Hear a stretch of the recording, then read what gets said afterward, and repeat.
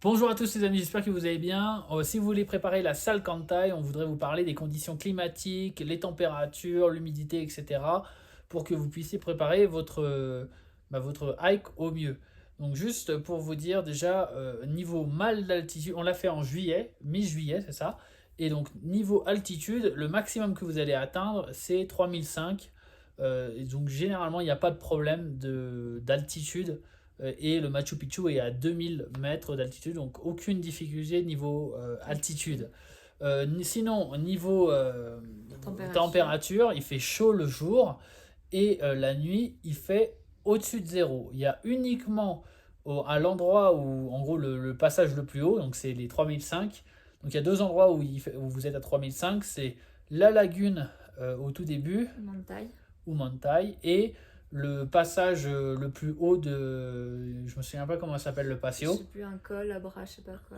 mais ce col, c'est à ce moment-là qu'il peut geler la nuit. Mais si vous dormez pas là, c'est-à-dire que en gros vous dormez un poil plus bas, c'est ce qu'on a toujours fait, il fait toujours au-dessus de zéro. Donc ça, c'est les deux premiers jours où on est en haute altitude et où il peut faire un peu froid, c'est-à-dire au-dessus de zéro. Ok, mais il gèle quand même pas. Ok. Ouais. Et après, vous descendez et vous arrivez dans une. Donc là, par contre, pas de problème comment ça s'appelle, de condensation dans la tente. Non. Il fait suffisamment froid pour qu'il n'y ait pas de problème. Puis après, vous descendez du coup et vous allez dans la forêt tropicale. Et là, par contre, ça change très fortement parce que tout d'un coup, les nuits sont très très chaudes.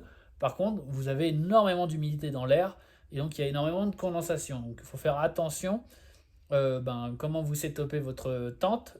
Mais donc généralement, si vous avez le matériel pour tenir des températures proches des 0 degrés, quand vous allez dans la forêt tropicale, même s'il y a de la condensation, vous allez généralement crever de chaud. Ouais. Et donc ça va pas être un problème, juste il faudra faire sécher les duvets pendant la journée. Et sinon, les températures sont vraiment clémentes.